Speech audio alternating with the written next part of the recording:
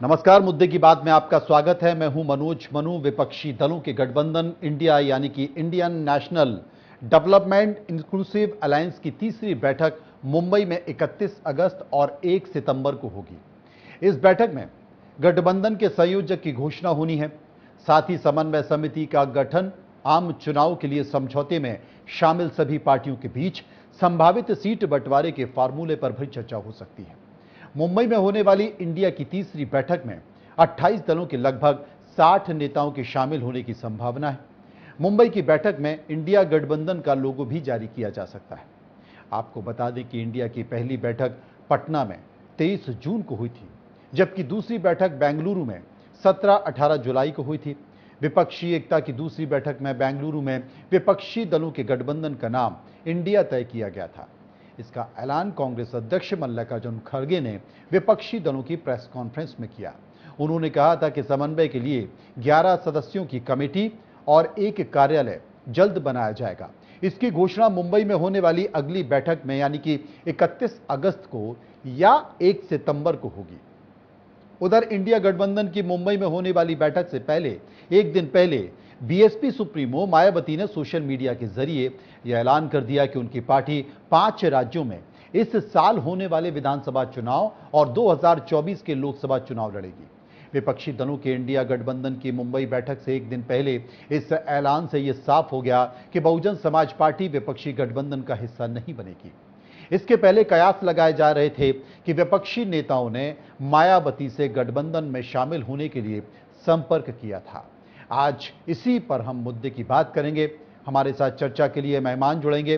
उससे पहले मैं आपको सुनवाता हूं कि मुंबई बैठक से पहले विपक्ष के नेताओं ने संयुक्त प्रेस कॉन्फ्रेंस में आखिर बोला क्या। बेरोजगारी जैसे मुद्दे पे हम लोग आवाज हमेशा उठाते आ रहे हैं। सभी राजनीतिक दल, आज आपने देखा कि अगर पिछला इतिहास हम देखेंगे तो 2019 की जो चुनाव हुए थे उसमें ये सभी महागठबंधन में जितनी हमारी साथी पार्टीज शामिल हुई है, सब ने मिलकर 23 करोड़ 40 लाख वोट्स लोगों ने उनको दिए थे 2019 के चुनाव में। और बीजेपी को उस चुनाव में 22 करोड़ 90 लाख वोट मिले थे। तो आप समझ सकते हैं कि इंडिया में शामिल हुए जितने पार्टी, सिर्फ एक ही बात थी कि अलग अलग होने से वोटों का बंटवारा हुआ और 23 करोड़ वोट मिलने के बावजूद भी भाजपा 22 करोड़ वोटों से वो देश में अपनी ताकत बना सके। आज इंडिया के इस गठबंधन में 11 चीफ मिनिस्टर शामिल हैं। जो बाकी मैं जो जिन्होंने भाजपा ने तोड़ मरोड़ के सरकार जहां गिराई वो छोड़कर बात कर रहा हूं कि 11 चीफ मिनिस्टर्स इस हमारे सरकारी हमारी इस गठबंधन में शामिल है। आपने देखा कि मध्य प्रदेश, गोवा, महाराष्ट्र जैसे राज्य को भी तोड़ने का काम भाजपा ने किया है। पर आपने देखा कि कर्नाटक में तोड़ने के बावजूद दोबारा वहां पर ज्यादा अक्सर से हमारी सरकार वहां पर कर्नाटक में लोगों ने चुन के दी है। और मुझे पूरी उम्मीद है कि इंडिया के इस माहौल से आज जो भी हम कोशिश कर रहे हैं, महाराष्ट्र में हमारे सरकार तोड़ने के बावजूद भी महाराष्ट्र में दोबारा हमारी सरकार हमारी एमवीए की और अन्य साथियों को मिलकर हम स्थापित करेंगे, ऐसे पूरी उम्मीद दोस्तों हमको है। शामिल जो होने वाले हैं वो 28 है, 28, और उनके प्रतिनिधि कल के मीटिंग के जो मौजूद रहेगी, इनका नंबर 63 है। तो 63 प्रतिनिधि, 28 पॉलिटिकल पार्टी, इनका ये सम्मेलन कल से परसों से शुरू होगा। और जिस तरह से कई राज्यों से लोगों का जो इसमें इंटरेस्ट के बारे में हम सुनते हैं, इससे मुझे पूरा विश्वास है कि एक अल्टरनेटिव फोरम देश में तैयार हो जाएगा कि जो देश में परिवर्तन करना है, ये परिवर्तन के लिए मजबूत होगा। मैंने पहली मीटिंग में कहा था कि मैं विपक्ष ये शब्द मानता नहीं हूं। हम इकट्ठा आए हैं अपने देश की रक्षा करने के लिए। रक्षाबंधन देश की रक्षा, भारत माता की रक्षा करने के लिए हम इकट्ठा आए हैं। और साथ ही साथ तानाशाही के खिलाफ तो हम हैं, जुमलेबाजी के खिलाफ हम हैं। संजय राउत जी ने जैसे कहा कि हमारी तीसरी मीटिंग होने जा रही है और आज ही गैस सिलेंडर के दाम 200 रुपए से कम हो गए। शायद मुझे ऐसे लगता है कि जैसे जैसे इंडिया आगे बढ़ेगा, एक दिन ऐसे आएगा कि आज की सरकार गैस सिलेंडर फ्री में दे देगी, सबको फ्री, क्योंकि वो सरकार अभी गैस पर है। 9 साल हो गए, आज तक कभी बहनों की याद आई नहीं थी। आज अचानक बहनों की याद आ गई और रक्षाबंधन की गिफ्ट दी गई। क्यों 9 साल रक्षाबंधन हुआ नहीं था क्या? पब्लिक है, सब जानती है, ये पब्लिक है, सब जानती है, और कुछ भी करे तो अभी उनको बचाने वाला कोई नहीं। तो उद्धव ठाकरे ने अपनी प्रेस कॉन्फ्रेंस में कहा कि ये पब्लिक है, सब जानती है, ये हकीकत है, वो इधर का भी जानती है और वो उधर का भी जानती है। हम चर्चा करेंगे विपक्ष के गठबंधन इंडिया पर, उसके कामों पर, उसके दबाव पर। क्या वाकई दबाव पड़ रहा है केंद्र की सरकार पर? वरिष्ठ पत्रकार मध्य प्रदेश से सरमन नगेले हमारे साथ जुड़ गए हैं, रंजन श्रीवास्तव जुड़ गए हैं मध्य प्रदेश से ही हैं। विस्तार से चर्चा करेंगे। सबसे पहले बात सरमन नगेले जी से हम करेंगे। सरमन साहब, एक बात बताइए, जिस तरीके से विपक्ष का गठबंधन बना है, क्योंकि इसके पहले तो लगता ही नहीं था कि विपक्ष केंद्र सरकार के सामने खड़ा हो पा रहा है, विपक्ष का कोई भी चेहरा देश के प्रधानमंत्री नरेंद्र मोदी के सामने खड़ा हो पा रहा है, लेकिन एक गठबंधन बनता दिख रहा है। और गठबंधन जब बन रहा है तो फिलहाल कहीं का ईंट कहीं का रोड़ा है, लेकिन फिर भी केंद्र की सरकार दबाव में है, क्योंकि इससे पहले भी महंगाई पर बात हो रही थी, बेरोजगारी पर बात हो रही थी, लेकिन अब कहीं ना कहीं केंद्र सरकार पर दबाव है। और जिसका जिक्र उद्धव ठाकरे कर रहे थे, उसी जिक्र को अगर देखा जाए, उसकी तस्वीरों को देखा जाए, तो सिलेंडर के दाम कम हो रहे हैं, सरकार महंगाई कम कैसे हो इसका प्रयास कर रही है, तमाम ऐसी घोषणाएं हो रही हैं जिससे लग रहा है कि विपक्षी दलों का दबाव सरकार पर है। रोजगार मेले लग रहे हैं। क्या मानते हैं, कितना असरदार होगा विपक्ष का इंडिया गठबंधन? देखिए मनु जी, जिस प्रकार से ये जो आज महाराष्ट्र विकास अघाड़ी परिषद ने प्रेस कॉन्फ्रेंस की है और जो वहां पर सारे लोग इकट्ठे हुए हैं और तैयारियों को लेकर, उससे लग रहा है कि विपक्ष अभी तो एकजुट होता हुआ नजर आ रहा है। अभी चुनाव में बहुत वक्त है, मई 2024 में चुनाव होंगे लोकसभा के। लेकिन जो गैस का जो 200 रुपये कम किया है सभी लोगों के लिए, वो 2024 में तो अभी समय है, लेकिन जो 5 राज्यों में चुनाव है, जैसे कि मध्य प्रदेश है, छत्तीसगढ़ है, आपका तेलंगाना है, मिजोरम है और राजस्थान है, तो इसको ध्यान में रखते हुए केंद्र सरकार ने ये निर्णय लिया है कि अभी जो चुनाव आने वाले हैं उसमें हमको यदि इन 4 बड़े जो राज्य हैं, जैसे कि मध्य प्रदेश है, राजस्थान है और छत्तीसगढ़ है, तेलंगाना है, यहाँ हमको यदि हमारी सरकार बन गई, जैसा कि 2 राज्यों में उनकी सरकार 3 राज्यों में नहीं है, मध्य प्रदेश में है, जो बड़े राज्य हैं, तो हो सकता है कि ये जो सरकार बनने के बाद उनको 2024 का रास्ता जो है ना थोड़ा सा आसान नजर आने लगे। क्योंकि यहाँ से देखिए 29 मेंबर ऑफ पार्लियामेंट आते हैं मध्य प्रदेश से, 11 छत्तीसगढ़ से आते हैं, 27 या 29 के लगभग राजस्थान से भी आते हैं, तो ये एक बहुत बड़ा चंक वो हो जाता है। तो इस चंक को अभी से पूरा कैप्चर करने की दृष्टि से या उसको लुभाने के लिए, आकर्षित करने की दृष्टि से ये सब जो मैं समझता हूँ वो ये किया गया है।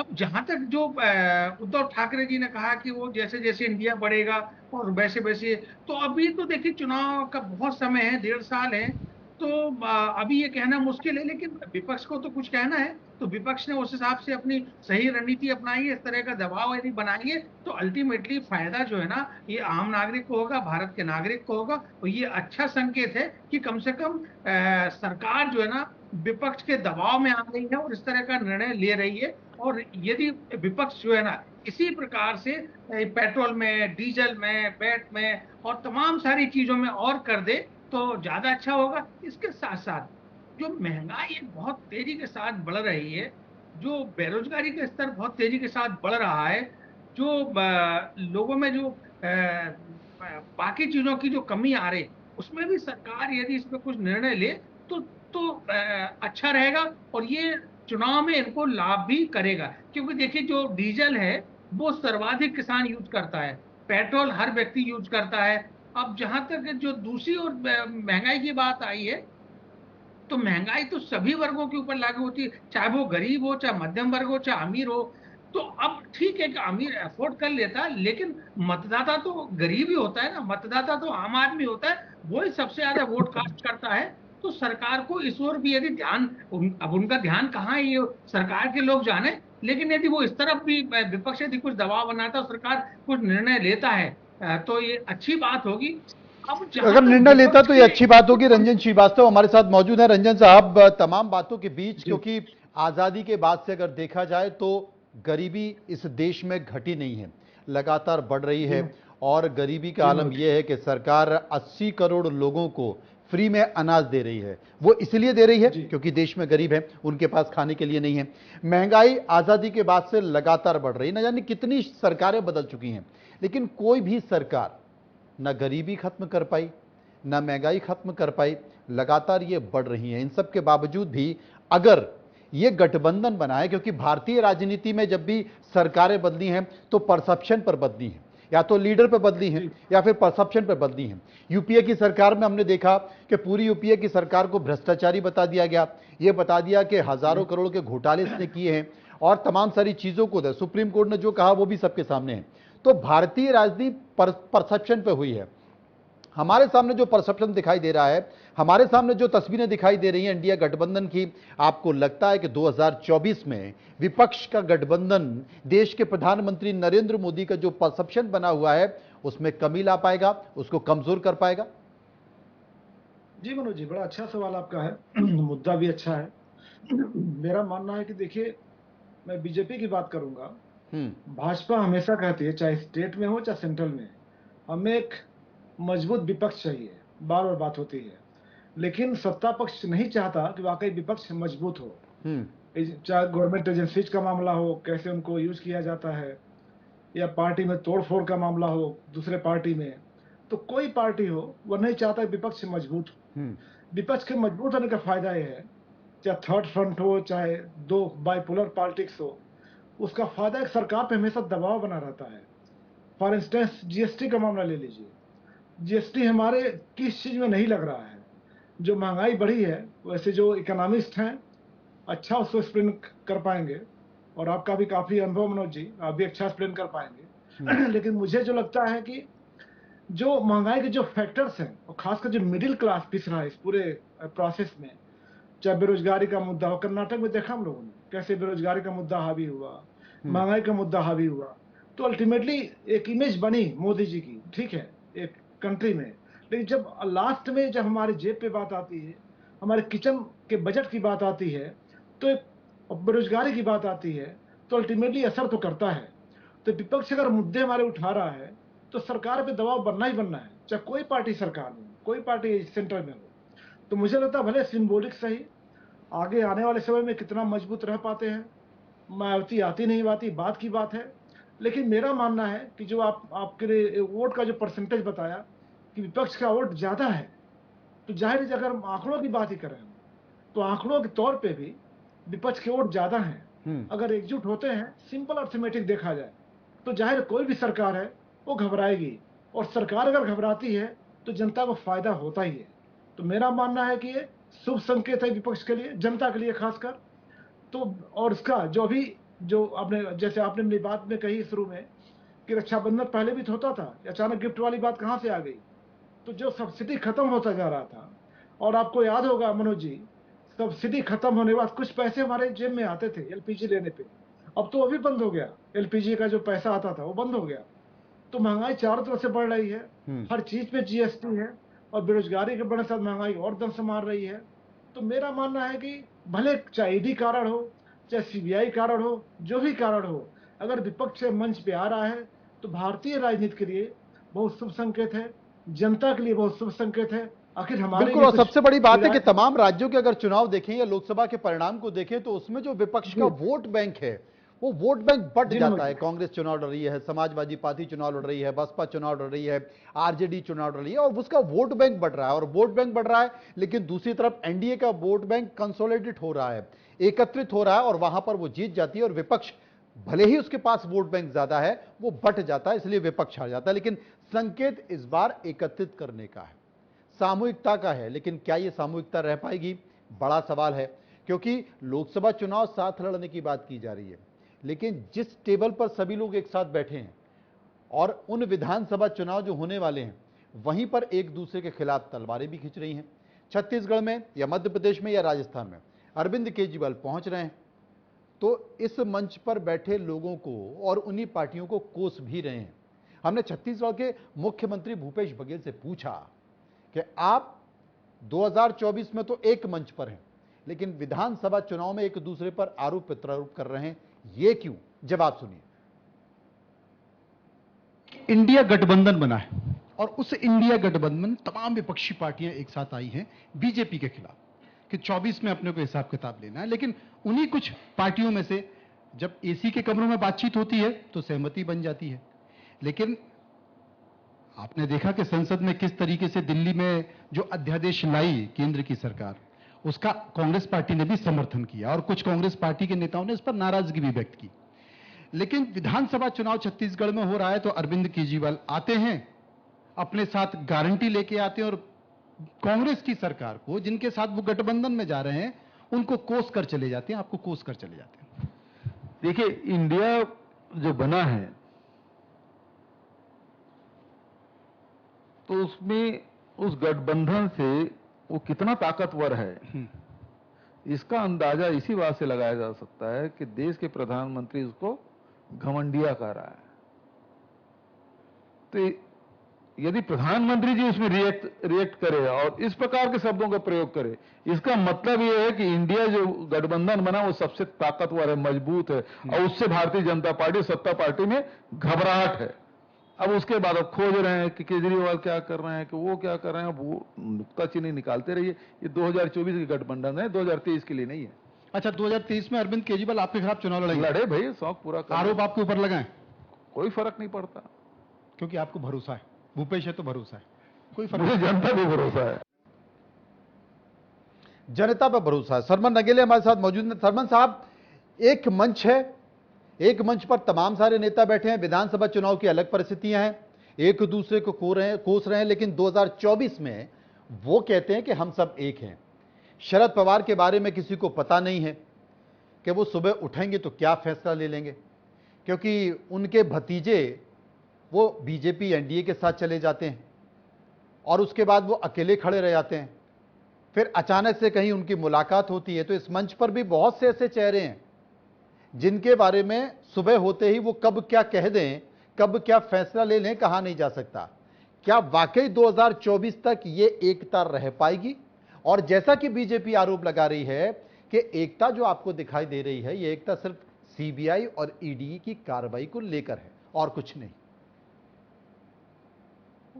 देखिए मनोज जी, जिन अभी 5 राज्यों में चुनाव होना है, जैसे कि मध्य प्रदेश, तो मध्य प्रदेश में 2 दलीय राजनीति हमेशा से होती रही है, कांग्रेस या भारतीय जनता पार्टी। इसी प्रकार राजस्थान में भी 2 दलीय है, छत्तीसगढ़ में भी 2 दलीय है, तेलंगाना में थोड़ा सा टीएमसी का अपना असर है और यही मिजोरम तो बहुत छोटा सा राज्य है। तो जब 2 दलीय राजनीति होती है तो उसमें ये जो आपने जो छत्तीसगढ़ के चीफ मिनिस्टर की जो बात सुनाई है, देखिए यहाँ इसलिए बहुत ज्यादा ये उनपे बहुत ज्यादा उनके बीच में मतभेद नहीं होंगे, क्योंकि यहाँ उनका इतना ज्यादा असर नहीं है। चाहे मध्य प्रदेश की बात करें, छत्तीसगढ़ की बात करें, राजस्थान की बात करें, तेलंगाना की बात, तेलंगाना में टीएमसी का थोड़ा सा वहाँ अपना, उनकी तो सरकारी है तो उनका अपना असर है, वो किस तरफ जाएंगे वहाँ। हालांकि ये लोग कितने तरीके से जाते हैं, नहीं जाते, कांग्रेस पार्टी या केजरीवाल की पार्टी या दूसरे दल टीएमसी, तो जो बड़े राज्य हैं जैसे कि बिहार है, उत्तर प्रदेश है, महाराष्ट्र है, आपका पश्चिम बंगाल है, तो जो बड़े राज्य हैं वहां जो रीजनल पार्टीज हैं वो वहां पर अभी चुनाव नहीं है। तो जो गठबंधन अभी जो बना है उस पर कोई बहुत ज्यादा असर या उसमें बिखराव या अलगाव जैसी स्थिति देखने को नहीं मिलेगी लोग विधानसभा चुनाव के बाद। अब देखिए जो गठबंधन स्थायी कैसे रहता है, मैं मनोज जी, माननीय रंजन जी भी उत्तर प्रदेश से आते हैं, उनको भी बहुत गहराई से वहां की राजनीति का अध्ययन है। मैंने एक बहुत बारीक सा अध्ययन किया था कि उत्तर प्रदेश में जब उत्तर प्रदेश में विधानसभा के चुनाव हुए थे तो गठबंधन बनाता है, समाजवादी पार्टी का कांग्रेस के साथ हुआ या बीएसपी का कांग्रेस के साथ हुआ जब वहां पर सरकार बनी। तो ये बताने के पीछे मेरा आशय ये है कि वहां का जो मतदाता था वो बूथ पर नहीं पहुंच पाता था, और एक वर्ग विशेष के लोग हैं जो बूथ पर ले जाने का काम उन्होंने किया है, चाहे वो बैलगाड़ी के माध्यम से ले गए हो, ट्रैक्टर के माध्यम से ले गए हो, या जो भी उनके पास संसाधन थे। तो उनके पास संसाधन थे, लेकिन उनका जो वोटर था, जो एक बीएसपी का या बाकी दलों का वोटर, वो बूथ पर नहीं जा पाता था। तो बूथ पर ले जाने का काम उन्होंने किया है। तो जो इंडिया जो गठबंधन बना है, और जो संसाधन है, जो वोटर है, जो किसी भी राजनीतिक दल का हो या उनकी विचारधारा कुछ छोटे दल के साथ हो, लेकिन वो उसके उसके जो पॉलिटिकल पार्टी रहती है, उसके पास उतने संसाधन नहीं होते कि उनको वो वोटर को अपने बूथ तक ले जाए या उनको सुख सुविधाएं दे पाए। तो जो अलायंस हुआ है, इसमें जो बड़े बड़े राजनीतिक दल आए हैं, और स्वाभाविक सी बात है कि जब 28 या 32 राजनीतिक दल कल परसों चर्चा करेंगे, तो वो अपने फंड पर भी चर्चा करेंगे।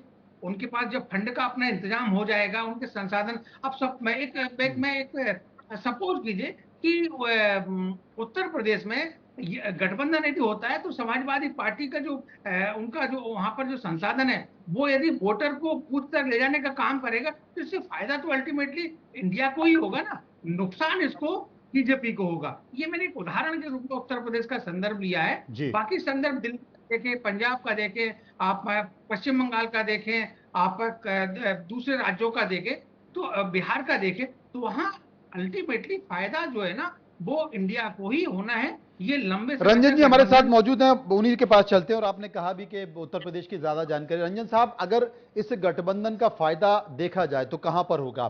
पश्चिम बंगाल में होगा, क्योंकि वहां त्रिकोणीय संघर्ष देखा जाता है, वाम दल टीएमसी कांग्रेस में वोट बैंक बढ़ जाता है। महाराष्ट्र में अगर देखें तो महाराष्ट्र में भी इसी तरह की स्थिति होती है। वहां पर एनसीपी है, या फिर शिवसेना उद्धव ठाकरे गुट है, या फिर कांग्रेस है, वहां वोट बन जाता है। उत्तर प्रदेश जिसका जिक्र सरमन नगेली कर रहे थे, उत्तर प्रदेश में भी वही स्थिति है, विपक्ष का वोट बढ़ जाता है। बिहार में भी विपक्ष का वोट बढ़ जाता है। तो ये जो 5-6 राज्य हैं, यही राज्य मजबूत होंगे ये माना जाए। और अगर ये वाकई मजबूत हो गए और इनका वोट बैंक एकत्रित हो गया, इकट्ठा हो गया, तो क्या माने? क्योंकि ये कहा जाता है कि केंद्र की सरकार तो उत्तर प्रदेश से ही बनती है, उत्तर प्रदेश से ही रास्ता जाता है सरकार का। हाँ मनोज जी, सबसे पहले सरमन जी का मैं आभार व्यक्त करूंगा। मैं तो विद्यार्थी हूँ, पॉलिटिक्स का उनका बड़प्पन है कि मुझे समझते हैं कि मैं यूपी की जानकारी रखता हूँ, तो मैं कुछ भी नहीं हूँ, मैं तो विद्यार्थी हूँ जी। लेकिन मैं समझता हूँ हिंदी हार्टलैंड जो है बहुत बड़ा, जो आपने जिक्र किया यूपी का, हिंदी लड़ाई हिंदी हार्टलैंड की है। साउथ में बीजेपी आज नहीं है, कर्नाटक में हारने के बाद। तो जो और बार बार कहा जाता है कि गेटवे टू दिल्ली यूपी है, जहां पे 80 सीट है। तो अगर यूपी की लड़ाई, जैसे सरमन जी बोल रहे थे कि संसाधन की बात है, जैसे मैं अभी बात मध्य प्रदेश की करूं जहां पे हम लोग हैं, या सरमन जी भी, मैं भी हूं, और आप लगातार देख रहे हैं, तो लगातार चूंकि बीजेपी सत्ता में है, कार्यकर्ता हताश है और संसाधन की वाकई कमी दिखती है।